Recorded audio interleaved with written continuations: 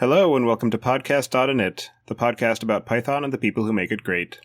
I would like to thank everyone who has donated to the show. Your contributions help us make the show sustainable. Linode is sponsoring us this week. Check them out at linode.com/podcastinit and get a $20 credit to try out their fast and reliable Linux virtual servers for your next project. We also have a returning sponsor this week. Rollbar is a service for tracking and aggregating your application errors so that you can find and fix the bugs in your application before your users notice they exist. Use the link rollbar.com/podcastinit to get 90 days and 300,000 errors for free on their Bootstrap plan. Hired is also sponsoring us this week. If you're looking for a job as a developer or designer, then Hired will bring the opportunities to you. Sign up at hired.com/podcastinit to double your signing bonus. You can also visit our site to subscribe to our show, sign up for our newsletter, read the show notes, and sign up for our discourse forum. To help other people find the show, you can leave a review on iTunes or Google Play Music and tell your friends and coworkers. Your hosts, as usual, are Tobias Macy and Chris Patty, and today we're interviewing Alex Martelli. So, Alex, could you please introduce yourself? Welcome, everybody. I'm Alex Martelli, Italian by birth and degree. I graduated in electronic engineering, did hardware for a while, then inevitably slid into software, entrepreneurship, management, and things. And then I met Python, and that changed my life. I got an offer to transfer from Italy to California to work for this little startup, which was a Python-heavy shop with a silly name, something like Google. And I took the risk. I've been living in California for 12 years, doing Python at Google. In the meantime, I've published a few editions of a few books about Python. I've been chosen as a fellow of the Python Software Foundation, won the Frank Wilson Memorial Award for contributions to Python, and I'm currently leading the one-to-many technical support group for the Google Cloud Platform, which is among the many Google teams that use Python heavily. That's great. So, Alex, how did you get introduced to Python? In the year 1999, I had just completed the copious spare time project of which I'm still proudest. It was an analysis of probabilities in the game of contract bridge. I had submitted the results of this analysis to the most prestigious journal in the field called the Bridge World, where it was published in January and February, 2 issues in 2000, with a foreword saying, some will say this makes giant strides towards solving problems that theoreticians had been wondering about ever since before Bridge was invented, and some will say it's much more significant than that. High praise. And at this point, I started getting requests from mostly famous bridge people to asking if I could adapt my simulation and analysis environment for their bridge problems. And I tried, but it was such an unholiness.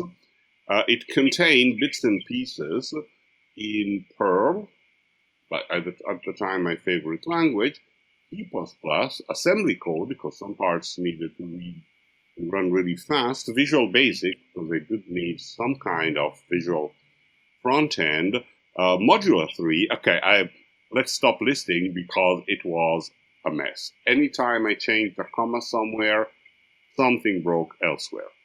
So I decided I really needed to recode it from scratch.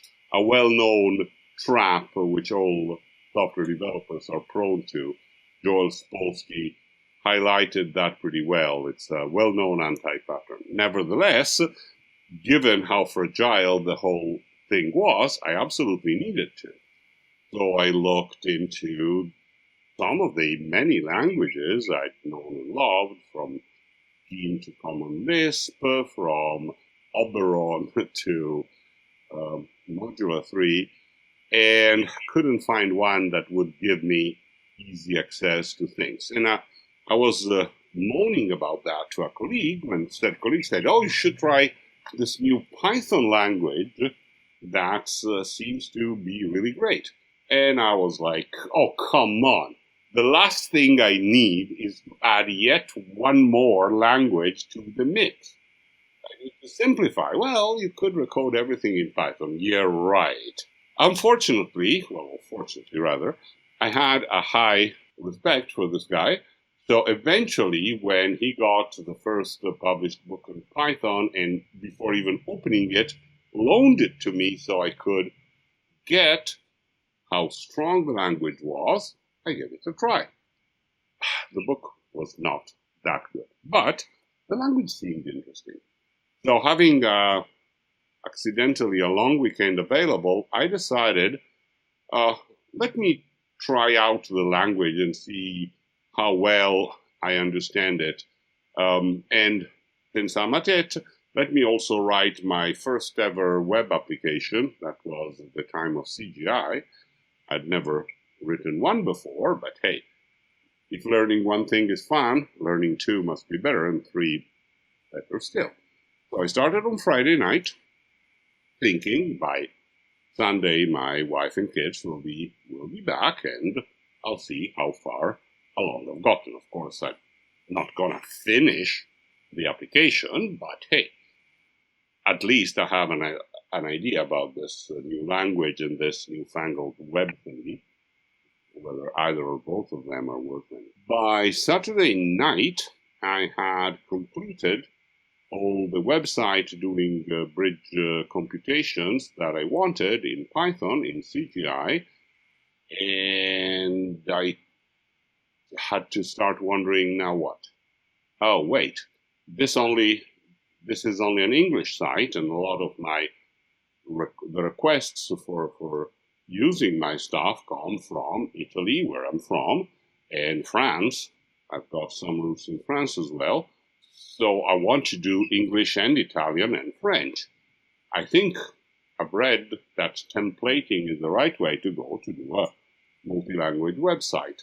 Let's see what's around for templating on Python. Looked around a bit, didn't like what I saw. There were a few, but hey. So I decided to write something to be called yet another Python templating utility, Yap2. And by about 11 a.m. on the Sunday, that was done too. I published it to Usenet. At the time, that's what you did with what we now call open source.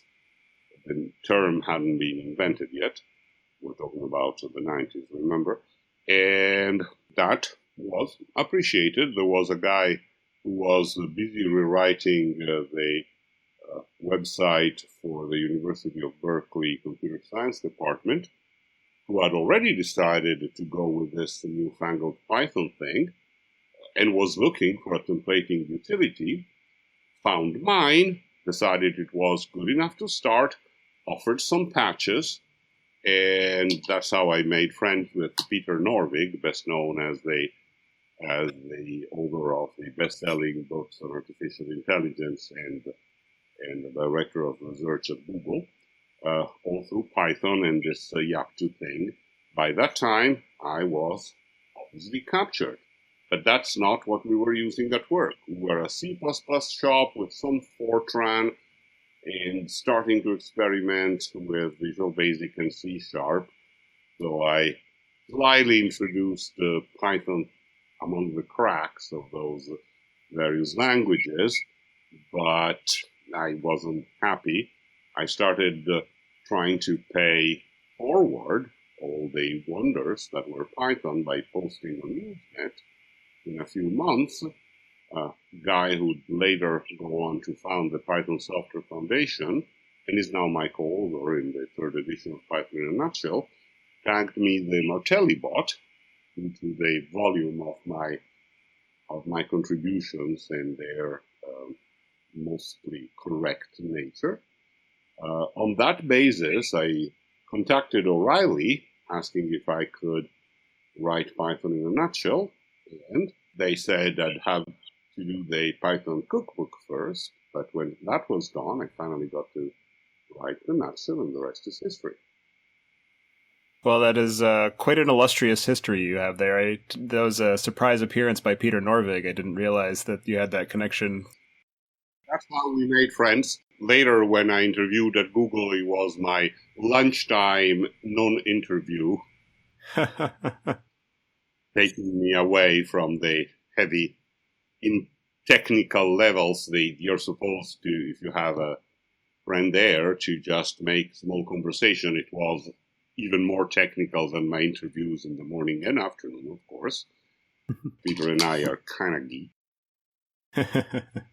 So one of the things that you mentioned early in your story there was that one of the ways that you got introduced to Python was through your interest in Bridge, and I had meant to ask you a bit about that. I know that Bridge is well known for being fairly complex and having a lot of theoretical aspects to it, but having never played it myself, I'm unfamiliar with some of the niceties thereof, so I don't know if you can take a few minutes to briefly explain maybe some of the background of Bridge and what it is that makes it so interesting. At the age of 10, I was a promising junior chess player, and I already had what I still have today, which is an insane passion for books about anything, really, but what's interesting me most. And my parents very generously had opened a tab at the best local bookstore, so I could buy any book and then periodically go there and close my tab. So, of course, I was gradually, 1, 2, or 3 at a time, getting all the chess books they had. Unfortunately, they were mixing on the same shelf chess and bridge, so by mistake, I once got an intermediate to advanced bridge box. It didn't explain the rules, just intermediate to advanced things. I, of course, ended up reading it cover to cover and being absolutely fascinating and wanting to learn the rules of the game that gave rise to such fascinating situations as the book was explaining. I hadn't heard much about game theory at the time. It wasn't, it had been invented a long time ago, but it wasn't very much in the news. So I'd only read 2 or 3 books about it. But it did strike me that this was a case of incomplete information versus chess, which was a complete information game. And the incomplete information aspects were really fascinating. I mean, if you played bridge with open cards, you'd be playing a complete information game, actually simpler than chess, so it could be solved. It's also known as double dummy, and indeed, by the 90s, we already had very capable programs to play double dummy bridge. But since nobody's showing their cards, except the 1 player out of 4 called the dummy, that raises the interest and difficulty by orders of magnitude. So that's how I started. Then my parents, who had absolutely no interest in cards of any kind, introduced me to family friends who did. So I started playing on the Sunday afternoons at the friend's house and found it interesting, but the guys weren't really into it. It was more of a social occasion. So I found out there was a bridge club in my hometown, Bologna, and applied. And of course, given that I wasn't quite 12 yet, that at the time bridge was not considered a good game, an appropriate game for young kids. But fortunately, thanks to friends of my family and so on, I finally got approved and started spending my afternoons there. That didn't interfere with my schooling, which proceeded apace, but half my brain was into this fascinating bridge thing. So that's how I started. And throughout my high school years, I did great bridge. I actually played in the junior championships of my native Italy, which was and still is one of the great powers of international competitive bridge. I got 3rd place twice, bronze medals, not exactly the most satisfactory. Then I started university, that was engineering, and finally I found a professional endeavor that would actually soak up 100% of my time and energy. So from then on, my bridge has been of the on and off kind. possibly a good thing, because that's left me the time and energy to do other things, but the fascination never stopped. Part of it is that my birthday gift for my 14th birthday was a lifetime subscription to the Bridge World. The Bridge World at the time was offering it at a price that would have made a lot of sense if you were 65 or 70. So I inferred that getting it in my early teens was sure to be an incredible bargain. And for many decades now, I've been reading it for free every month. So that's how I got started with Bridge, and the actual problems that I tackled actually have to do with the simple part. Beyond the fact that it's not a complete information game, even if you saw all the cards, how would you deal with things? Or suppose you only see your cards, that's 13 out of the 52 in the pack, the other 39 could be distributed in only a few tens of million ways among the other partners. What if you did deal the other 39 cards in every possible way, solved each situation? Wouldn't that tell you a lot about the only 13 cards you can see? The first person who hypothesized that as a concept was Eli Culbertson in the 1920s. He was a rather fascinating guy, barely got out of jail in the early Russian Revolution, the 1905 one, thanks to the fact that his father was Scottish-American, but he loved Russia and hung out there until he had to run away to avoid the Tsar executing him or something. So anyway, if the proper way to judge of a bridge hand is to mentally play it in front of every possible combination of the other cards. That's conceptual, of course, because at the table you can't mentally play tens of millions of hands. But given a computer, was my thinking, you actually could. I mean, and you don't even need to play 30 million. You get a random sample at, 30,000 out of the 30 million. That essentially tells you everything you need to know about all the 30 million possibilities. So that's how I started programming in my not-so-copious spare time. At the time, I was a co-founder of a startup and a contract professor at a local university teaching numerical methods. So my spare time wasn't much, but it was enough as long as there was bridge involved. So I started hacking on that. It's very interesting. And through your technical career, you've achieved a number of different honors and recognitions for various significant technical achievements. I'm wondering what kind of learning strategies you've used to enable you to achieve mastery of those various technical topics. Interestingly, I found over the decades that what works best changed with time. In my teens and very early 20s, I had an incredible memory. Not eidetic, I never could remember where on the page something was written. It wasn't images. But for text and formulas, I essentially I made a nuisance of myself because I didn't realize not everybody could. If we were discussing and somebody said something and later said, because I said X and Y, I said, no, you said X prime, Y prime.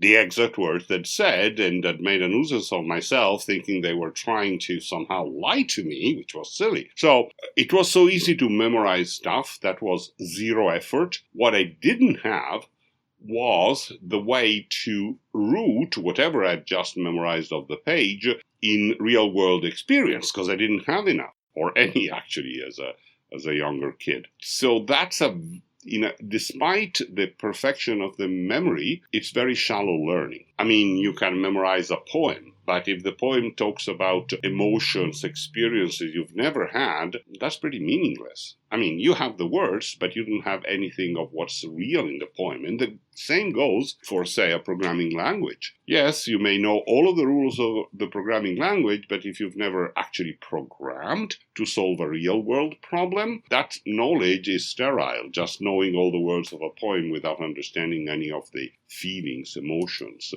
that are behind it. As I grow older, and by that I mean already by my mid-20s, memory became less perfect. On the other hand, I did start having real-world experiences to anchor my learning into.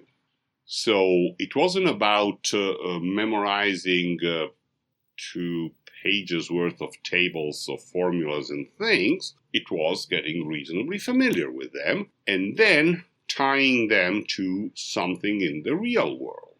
And I found out that the more time goes on, the more I get real world experiential learning, the more important the strategy is to me. By now, I want to learn something. Sure, I still prefer to start with a reference manual.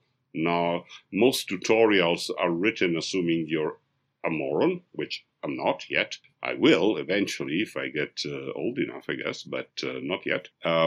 So I prefer to eschew tutorials, get all the rules from a reference manual, but then pick up some problem, including one that I have solved in the past with other technologies, and try and see how do I solve it with the new stuff that's being presented to me.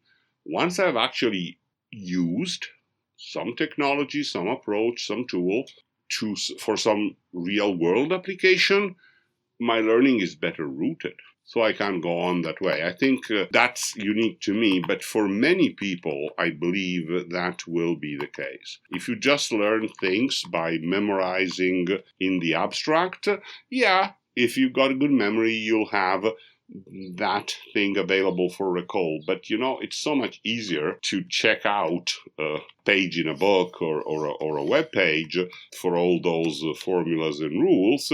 What those will never give you is how do you apply them. That starts telling you why is this feature there. Because it helps you solve this kind of problem more easily by this and that way. And yes, if you could get a perfect tutorial that would teach it to you, but I found out that I learn best when I have to find out for myself by applying the technology in question.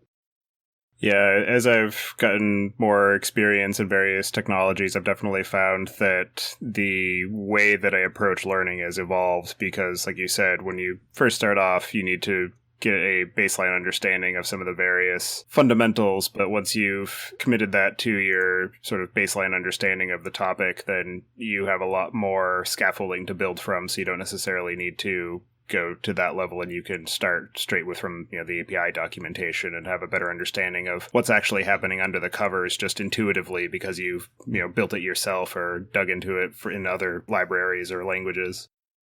How do you keep the Python in a nutshell book current as aspects of the core language and its libraries change? It's essentially rewrite every time, which is why what we're working on now is only the 3rd edition in over 12 years. It would be great to do a yearly edition, but every edition is almost a complete rewrite. So with other things in place, it doesn't really work. What I did this time is find 2 great co-authors. My wife, Anna Ravenscroft, and the guy I mentioned earlier, the founder of the Python Software Foundation, Steve Holden, with a very different set of experiences and knowledge than mine, so that we could work six-handed and this way make it more likely that every corner of importance would be covered. I, of course, have been with Google almost 12 years now, so my understanding of modern Python is focused on how we use it at Google, which is important, but it's only partial. YouTube is Python head to toe, a lot of our infrastructure, and so on and so forth. But my wife and Steve have used Python or taught Python in completely different surroundings, so they have different opinions from mine about the things that really need to be covered. So with a six-handed work, I think we achieve a better synergy. Indeed, we're almost done with a 3rd edition. It's already available in early release so ebooks for now only, from O'Reilly, but remember, O'Reilly ebooks are DRM free, so no risk. And if you buy the early release today, you'll get all upgrades until the final version. So I strongly recommend using a web search for Python Natural Early Release and see what's on. If at checkout you apply the discount code AUTHD, that'll be 50% off the list price. So I think it's quite a bargain. And you can send me feedback, and I can act on the feedback even drastically, because the book will be finalized.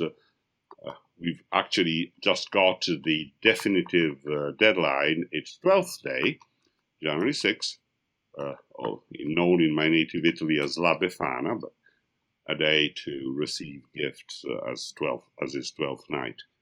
Except you don't need to get 12th drummer drumming or whatever it is you're supposed to get on day 12.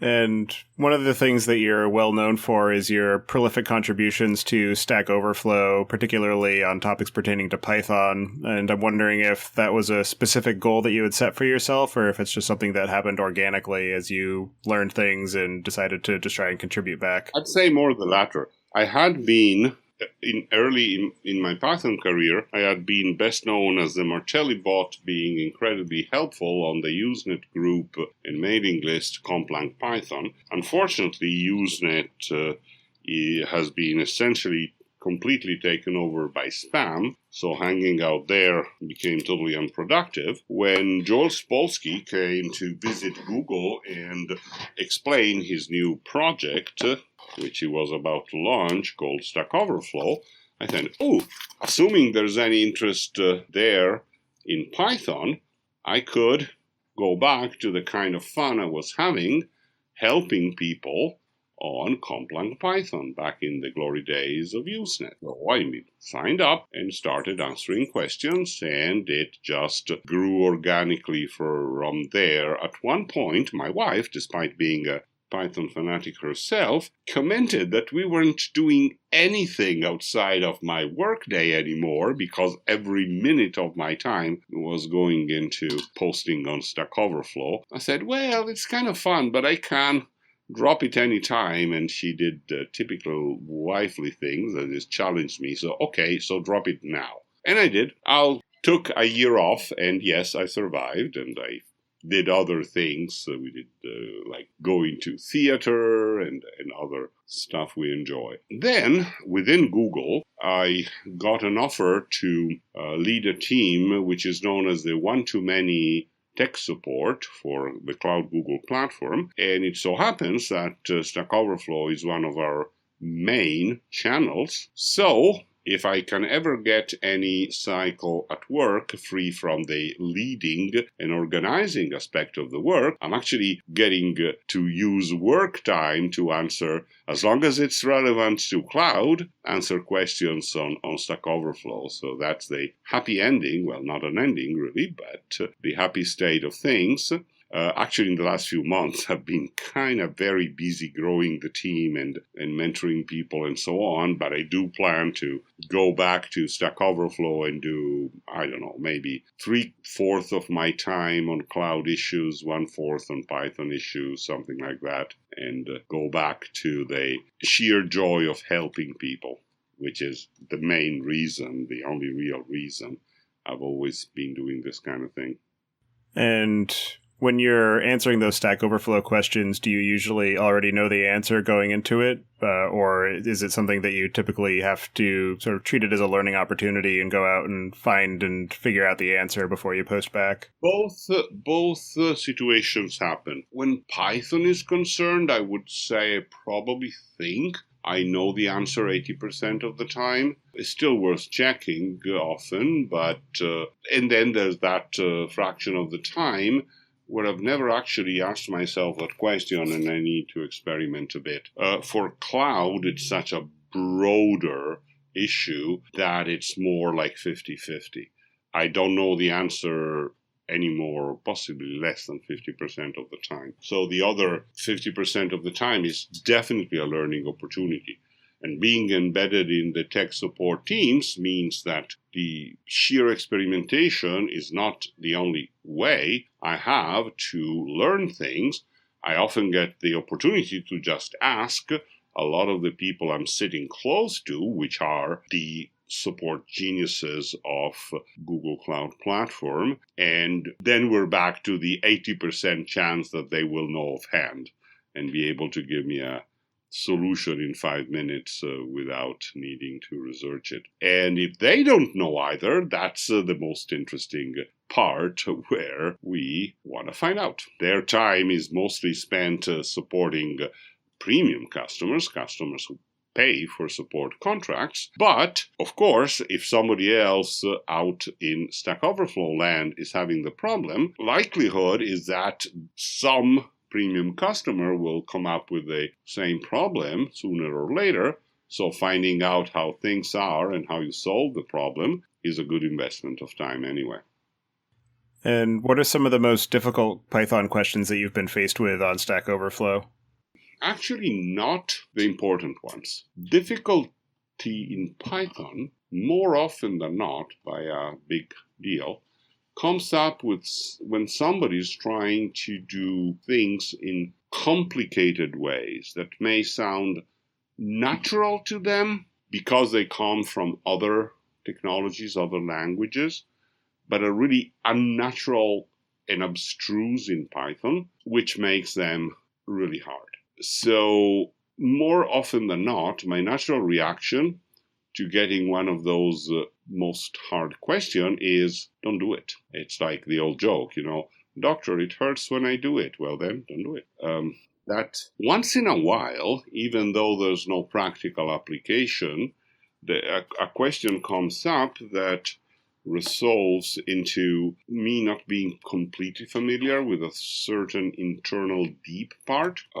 Most of the time, it's stuff that's explicitly undefined in the language, so you're not supposed to rely on it. But of course, any given release, any given set of binary running your program, will have a solution. You shouldn't rely on that because any upgrade, any change in your Python release would break everything. But it's still interesting at a curiosity level to know what happens. One example, if I put n items in a set versus I put the same n items in a dictionary as keys with whatever values. When I loop over them, will the order be the same or not? That the order in which you get items when you loop on a set or dictionary is very explicitly undefined in Python. Think of it as random, but it's not actually random. It's whatever the underlying implementation dictates. So understanding whether the two are the same or not in a given implementation is really very hard to do because you need to study in depth the inner functioning of the data structures in the interpreter. It's of no practical use because you wouldn't ever rely on that because it could change in the next minor or point release. But that's probably the kind of thing that proves hardest to respond.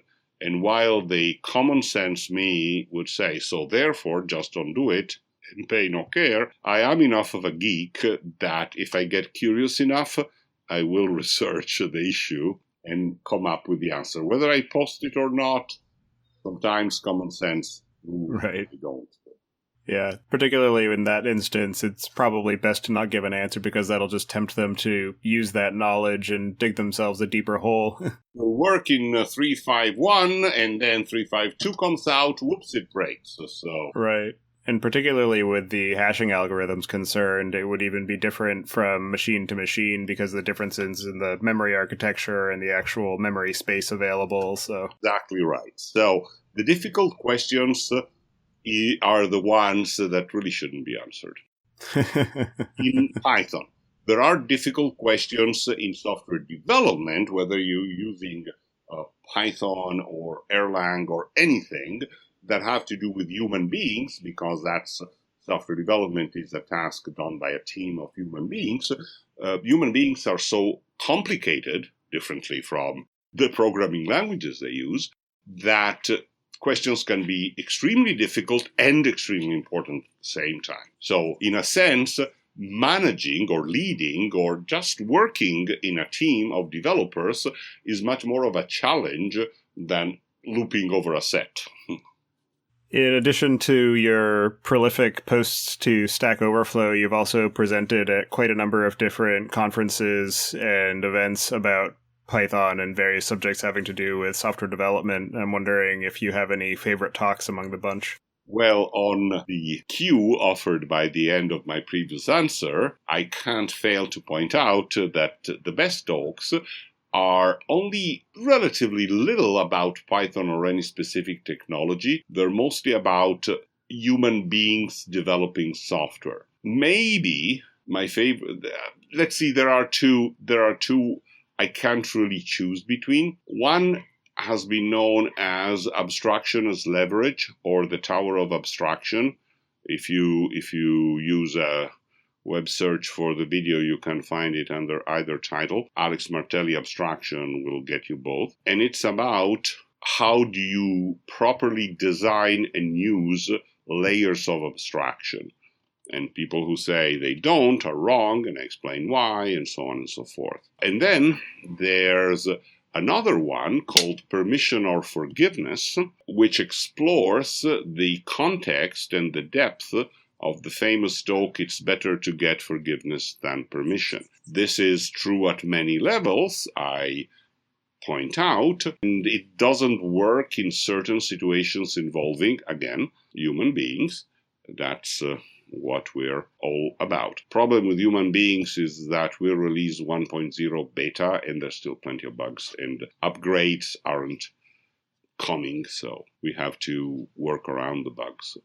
Oh, and a third one, always on the same meta subject, that developing software is about a human activity.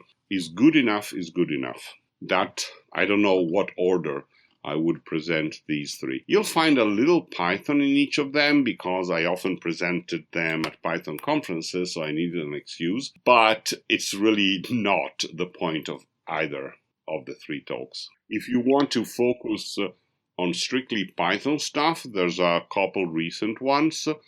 One is Modern Python Patterns and Idioms, which refreshes my old, still good, but kind of surpassed talks on design patterns in Python, about what's the proper set of patterns and idioms in Python in 2015, 2016. And another one is how to handle exceptions and error in modern Python, which is something we should all know, but there's plenty, especially if you're moving from Python 2 to Python 3, there's plenty of subtleties people can easily miss, which are generally improvements in Python 3, but if you don't know about them, you're not going to be taking full advantage. The last of the 5 talks I've mentioned is actually a summary of Chapter 5 in the 3rd edition of Python in a nutshell, which, as I mentioned, is available in early release, but for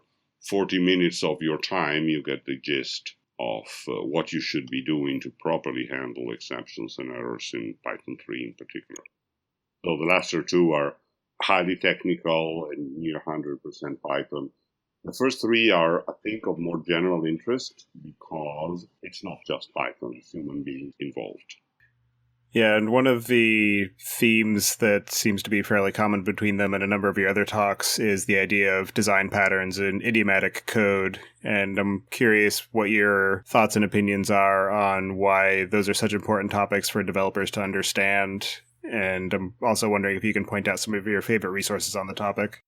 Polke's partner in founding Stack Overflow, Atwood, put it best.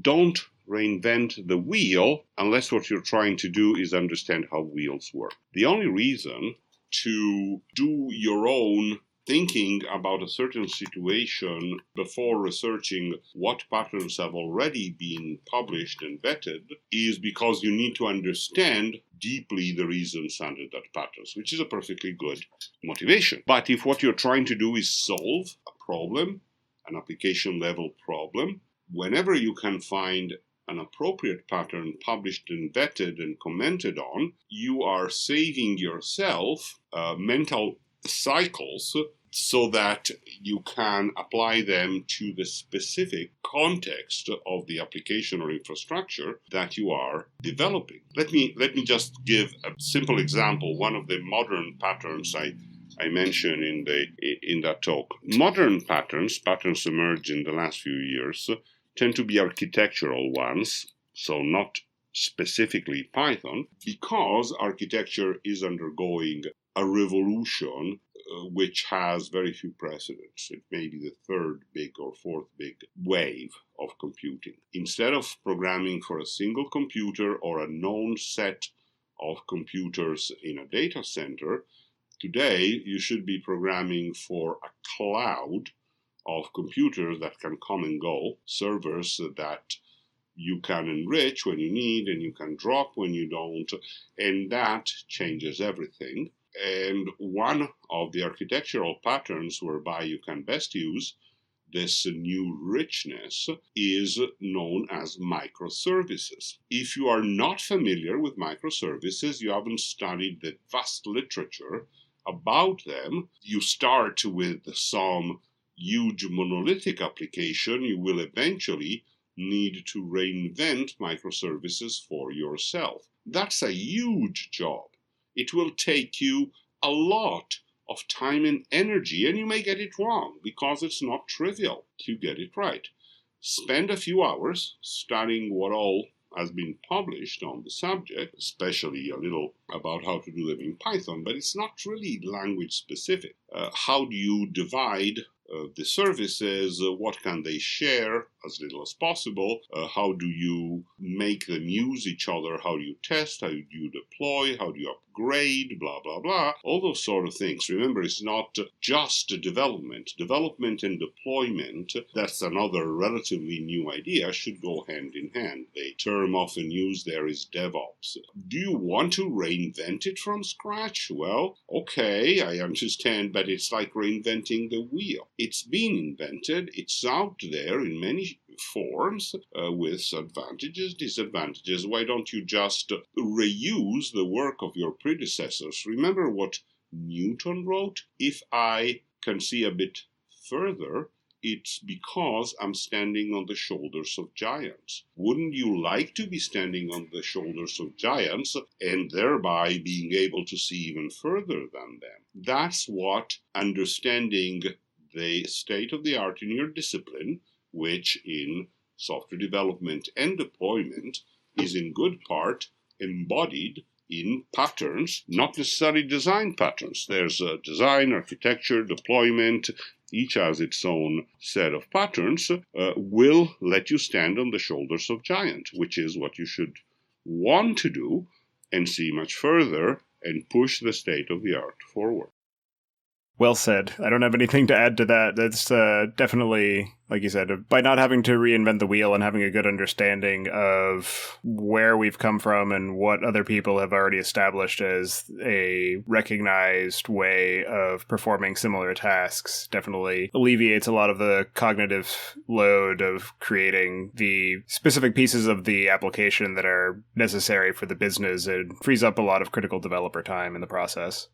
And you've touched on it a little bit, but I'm wondering if you can go a bit more into what you see as the most influential trends in software development and design, both currently and heading into the future.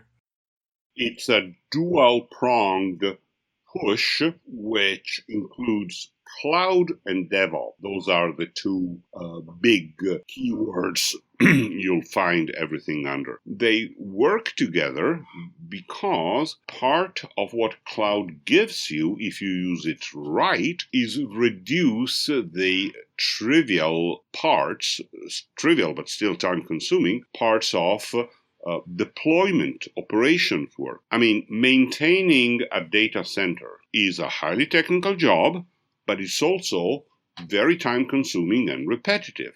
You have to be monitoring the servers, being ready with spares if one server goes bad, installing the replacement one, sending the broken one to maintenance so it can be refurbished.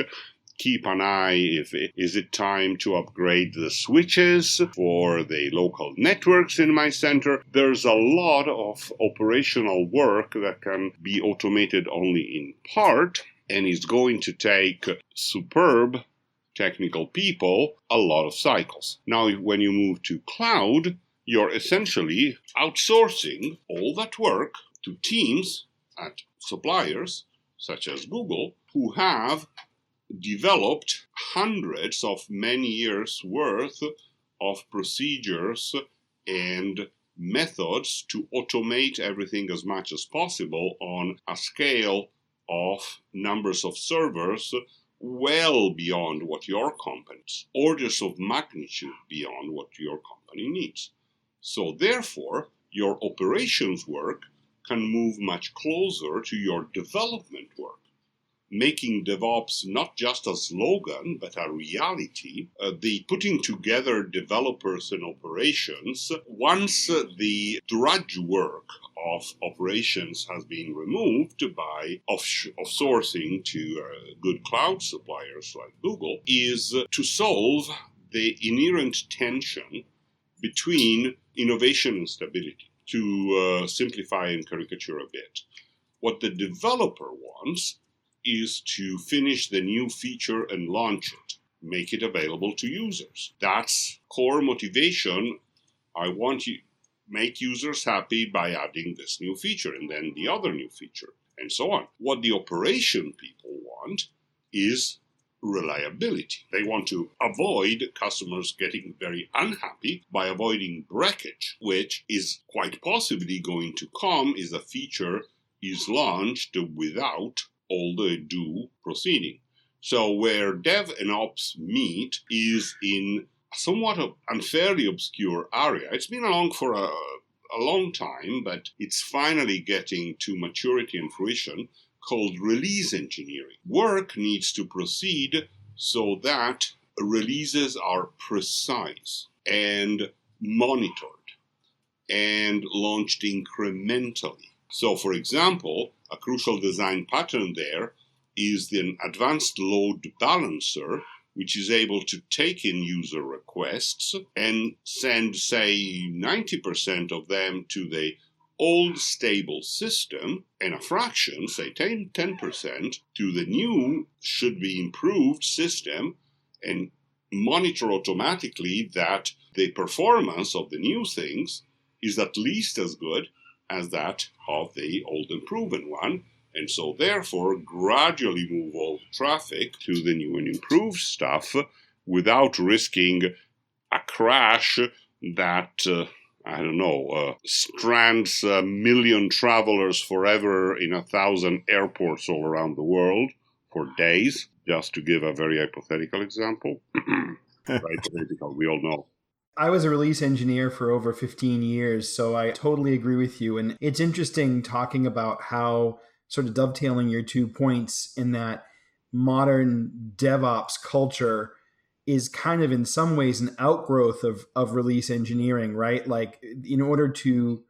is where the two big things meet, right. Because it's the only way to keep innovating while maintaining stability is to do clean, organized releases. Right. But it's crucial. I absolutely agree. I think the industry has gone through a bit of a shift, though, in the sense that for a long time, release engineers, it was a very lucrative niche, but I think companies are no longer willing to employ people whose sole job in life is to do release engineering. I think most companies want people to wear more hats and to be more useful and functional in a broader way. So it's really interesting. You may be right. I have not looked for a job as a release engineer in ever, actually. But what I see from some of my best release engineer friends is that their multiple hats are natural expansion of what release engineering is all about, which is reliability. Get reliable stuff, reliable systems from unreliable parts. Incidentally, there is a book that I have to recommend. It's amazing, even though I didn't do anything about writing it. It's called Software Reliability Engineering, published by O'Reilly, written by there's names on it, but it's dozens of software reliability engineers at Google who've contributed to it. I think if you read it, it will show you how release engineering is the heart, but a lot of other bits and pieces occur. For example, something that's not part of release engineering, traditional release engineering, let's say, is deliberately simulating crashes. That is, cause a certain data center, a certain fraction of the center, and so on, to crash and make sure the system as a whole degrades gracefully. That's something that's, I'm told, routinely done in other areas of engineering, such as airplanes are always tested so that, like big jets, if one engine fails, doesn't mean the airplane has to make it to destination, but it must not crash to the ground and kill everybody. It must be able to negotiate an emergency landing. That cult of reliability, which is extreme in aerospace, is finally, at long last, and it was time, invading the field of software. A lot of our software can actually be helping that plane fly, for example. So there's no reason to treat it more cavalierly than you would the wings or the engines. And as a longtime computer and software engineer, sort of jumping topics a little bit, are there any features or ideas from other languages that you would like to see incorporated into Python? Yeah, sometimes. However, one feature or language that I'd like to see more of in Python, it's unfeasible, mostly comes from C, but it was in Python at the beginning, which is to keep it small and simple. And the more stuff you add, the less small and simple the whole thing is, because you can hardly ever remove the old stuff, because when you do, it breaks existing programs, so you don't want to do that. And the move between Python 2 and Python 3 is proving lengthy and painful enough that it will be quite a long time before we dare do a Python 4 that removes excess complications. So while I would love to see certain things, like for example, I don't think our abstract-based classes are quite as powerful and complete as Haskell's type classes. Haskell's type classes is the best feature of Haskell. Well, it's got many great features, but the type classes, let me give you just one example, a trivial example that I love to give. I'd love to be able to say, as I can in Haskell, that some abstract type has a write method and a write lines method. Write takes a single string, write lines take a sequence of strings. And I would be able to say that the implementation of write is, in Python term, that would be self.writelines, open bracket, the single line, close bracket, parent. So a write is equivalent of a write lines on a single item list. Vice versa, the implementation of write lines is for line in the list, self-write line. This looks like a mutual dependency, but it is not. Given the class is abstract, the type class in Haskell, you have to implement one or the other, or both. But if you only implement one, the other one knows how to be implemented by using the type class definition. I'm not sure I've gotten the idea across. It could be a bit easier in writing, perhaps. But point is that mathematics is full of situations where essentially you're saying that these two operations are equivalent, so either could be defined in terms of the other. You have to define one of them more concretely, of course, because otherwise you've got a circular recursion with no end, no closure. Yeah, I think you did a good job of explaining that. Essentially, you could kind of define it as being the transitive property of class definition. We don't have that in abstract-based classes in Python. I don't have a clear idea of how to make it work right, but that's one thing I'd love to have if it didn't make Python any more complicated or any bigger. So are there any questions or topics that you think we should cover before we close out? think we've done a reasonable job, except we haven't really dug much into the human side of software development. I mentioned it a couple times. We may tend to think of ourselves as specialists in what we do, which is deploying and developing software. This is a good development, but it absolutely must not be the only one. It's like, let's put it this way. If it was Egypt, 2500 BC, we might be scribes, proud of our skills in getting the hieroglyphs just right with our style on papyrus. A crucial skill. However, wouldn't it be better if scribes were only called in for documents which actually require the scribe's exceptional writing skills? And most written notes could be penned by ordinary people, like a merchant just needing to send his agent over in Memphis the request to please send 50 jars of barley. Shouldn't need to go to a scribe and queue for the scribe's time and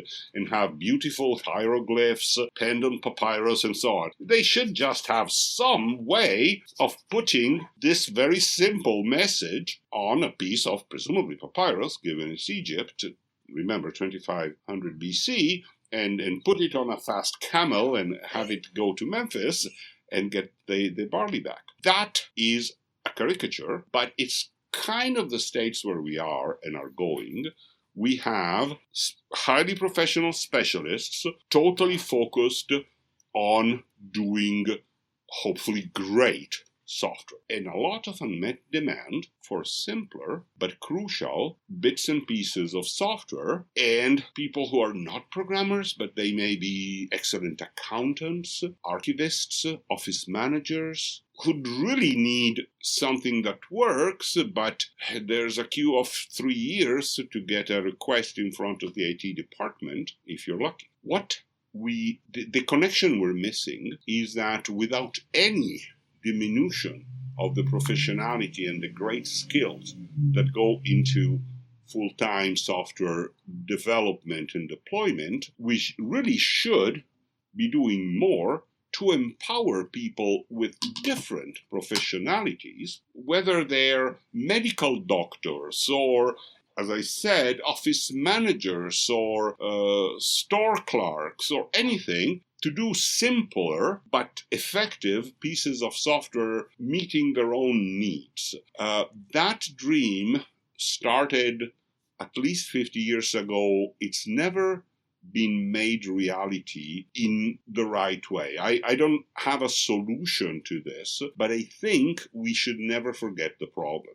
We can become developers, deployers, and so on that are twice as good that would not solve the problem, because what percentage of the professionally educated population can be full-time developers? I don't know, 5%? 10%? So double that, it's still a tiny minority. The remaining 90+%, just like with today's technology and education, they can grab pen and paper and write a note in a hurry without it. It will not be grammatically perfect, the calligraphy will be inferior, whatever, but they can get the message across now rather than wait for the scribe. We need to make a similar jump, because today, being able to hack together a small piece of software, a simple piece of software, is the equivalent of writing a simple note in Egypt 2500 BC. You know, it's really interesting. I've actually thought a fair bit about this because I feel like the Macintosh ecosystem actually made great strides toward this. I have admittedly only anecdotal evidence, but I have a fair bit of it that says that in the early days of the Mac, comparatively early days, with HyperCard, it achieved something like that. I've known a number of people who say that their relatives and families were able to build very useful HyperCard stacks with no pre-existing knowledge. So we just failed to keep cultivating this. there's been a lot. I've heard about hypercards. I'm told the early days of VisiCalc, the very first spreadsheet, worked that way, at least for people with like accounting skills or the like. So for anybody who wants to follow you and keep up to date with what you're working on, what would be the best way for them to do that? I'm not very bought into the whole social media / blogosphere, so I'll try to do better in the future once the book is out, like maintain at least a blog to discuss the Python in a nutshell and related subjects. But for now, it's not something I'm going to spend cycles for until the nutshell is done. So with that, we'll take it on into the picks. And my pick this week is going to be the movie The Great Gatsby with Leonardo DiCaprio. And it's a remake of an old movie, which is a retelling of an old book. And the modern version of it, I think, does a really good job of telling the story. It was very well put together, and the acting was superb. So I definitely recommend anybody who's interested take a look at it. And with that, I'll pass it to you, Chris. My picks this week, I've only got a couple. My first pick is, once again, Stone Brewing, and they can do no wrong as far as I'm concerned. They make great beer. This week's is the Stone Ruination Double IPA. It's a beautiful IPA, nicely hoppy, really interesting, complex notes, very well balanced. It's just a great beer. So my second pick and last pick is a book that I've actually had on my shelf for quite a number of years, but I actually finally read recently. I'm about 3/4 of the way through it, and I really love it. It's called Ghost Soldiers, and it is about the soldiers who survived imprisonment in the Philippines during World War II by the Japanese, and the Bataan Death March, and their eventual rescue from prison camp, and some of the horrific conditions that they lived under. It's really quite a reality check when you're sort of feeling whiny about your day-to-day life. It's like, no, you really, chances are you've got it pretty cushy. These guys can show you how bad things can get. But it's a really great book, very much worth reading. That's it for me. Alex, what do you have for picks? Can I also ask a question about your pick? Because I remember the original, well, not the original, one of the many remakes of The Great Gatsby, Robert Redford and Mia Farrow, and Francis Ford Coppola as the screenwriter, as really hard to surpass. Would you say DiCaprio, and who's playing with him? I don't remember the actress's name, but having not seen the original, I can't give a fair estimation of that. I will have to remedy that soon. All right, I'll at this point I'll have to go see it just because. Anyway, my pick is a book out of which the most successful and most unlikely musical comedy of these days has been made. It's Alexander Hamilton's biography, a heavy, ponderous tome that inspired Miranda to put it in music. He just couldn't believe that this dusty old founding father had such an incredible life. So whether you've already seen the musical Hamilton or not, you owe it to yourself to get Ron Chernow's biography titled Alexander Hamilton and give it a read. It's amazingly well written. My wife and I enjoyed it enormously before the musical went out, and when the musical got out, I said, wouldn't it be fun if this was a popular success? And it so happens it broke all records of popular success. But that's, okay, great music, acting, and so on. But the story itself in Chernow's book comes up so powerfully, so richly. This impoverished orphan from the Caribbean, making it nearly to the top of American politics. All right. Well, we definitely appreciate you taking the time out of your day to join us and tell us about your history with Python and a lot of the work that you've put into it in the community. So, just thank you very much, and I hope you enjoy the rest of your evening. Thank you for having me. Bye now. Good night.